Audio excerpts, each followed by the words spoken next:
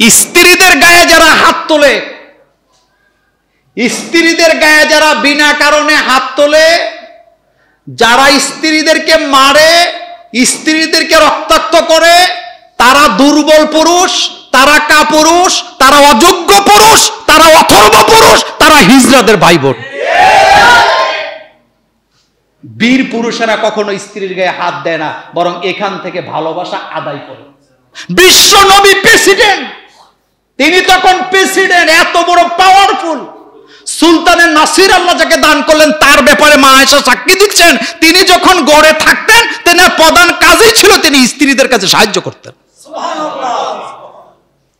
আমরা তো ঘরের ভিতরে বসে বসে ভাইয়ের বিরুদ্ধে ষড়যন্ত্র করি, মানুষের বিরুদ্ধে করি, বউর লগে ঝগড়া করি, বউরে গালাগালি করি, চটকানা দেই, গাল ফাড়া এলাই, নাক ফাড়া এলাই।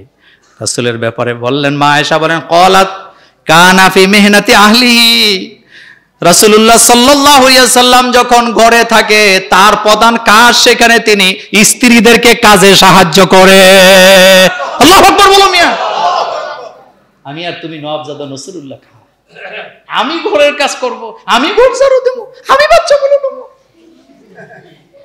এই মন মানসিকতা টেন্ডেন্সি আমাদের মধ্যে আছে না নাই? ইসলাম বুঝেন নাই আপনি এখনো।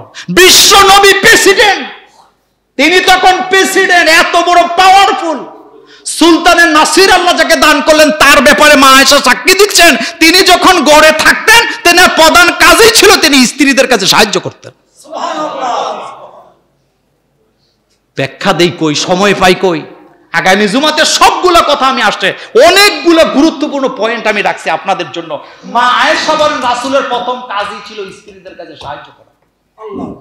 রান্না করলে রান্নায় সাহায্য করতেন, ঘর পরিষ্কার করার সময় রাসূল সাহায্য করতেন, বিছানা পরিষ্কার করার সময় রাসূল সাহায্য করতেন।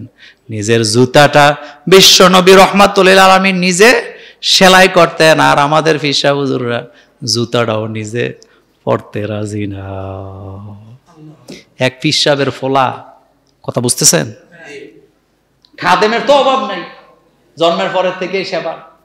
তো পিসাবের পোলা এক ঘর থেকে আরেক ঘরে যাওয়ার সময় আচার খায়া পড়ছে।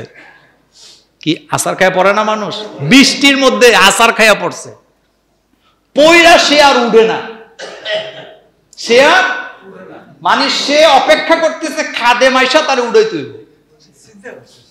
আরেক ঘর থেকে খাদেম আইসা তারে এটি তো আবার খাইয়া খাইয়া বস্তার মতো হয় অনেকটি, তাই না উড়াইয়া। খাদেম বলতেছে, বাবাজি আপনি পরে গেলেন, উঠলেন না কেন? কয় পরে গেছি তো অ্যাক্সিডেন্ট, কিন্তু তোলা তো তোমার কাজ। বুঝেন নাই?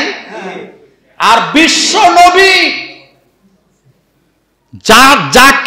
যার সাথে পৃথিবীর সকল পীরকে একসাথে করে তুলনা করা যায় না, মা আয়েশা বলেন তিনি স্ত্রীদের কাছে সহযোগিতা করে, ঘরের ভিতরে জুতা সেলাই করে, নিজের কাপড় নিজে সেলাই করে। কোন দিকে দৌড়াইতেছেন আপনি? কোন দিকে দৌড়াচ্ছেন? এখন এরপরে কি বললেন? মা আয়েশা বললেন, ফাইদা হাদারাত সালাত, যখন নামাজের সময় হয়, কমা ইলা সালাত, রাসূল জামাতে চলে যায়। সুবহানাল্লাহ বাইজি। যখন নামাজের সময় হয় তখন কোথায় যায়? মসজিদে। আর আমরা ঘুষি ডেলি একবার। মাইটটা শুরুই করে নাক থেকে, হই নিজি তোর নাক ফাটাইলাম, তো নাক তুই তোর আব্বাই বানাইছে। স্ত্রীদের গায়ে যারা হাত তোলে, স্ত্রীদের গায়ে যারা বিনা কারণে হাত তোলে, যারা স্ত্রীদেরকে মারে, স্ত্রীদেরকে রক্তাক্ত করে, তারা দুর্বল পুরুষ, তারা কাপুরুষ, তারা অযোগ্য পুরুষ, তারা অথর্ব পুরুষ, তারা হিজড়াদের ভাই বোন। বীর পুরুষেরা কখনো স্ত্রীর গায়ে হাত দেয় না, বরং এখান থেকে ভালোবাসা আদায় করে। এটা তোমার ফসলের জমি, মোল্লার কথা না আল্লাহর কথা? এটা কিসের জমি? এটা আমার কথা না আল্লাহর কথা? এখান থেকে ফসল উৎপাদন করার জন্য দিছে। এটাকে মারার জন্য দেয় নাই। যারা মারে তারা নিশ্চিত অযোগ্য, কোনো না কোনো জায়গা থেকে অযোগ্য, তার যোগ্যতা নাই। যোগ্য পুরুষ কখনো স্ত্রীর গায়ে হাত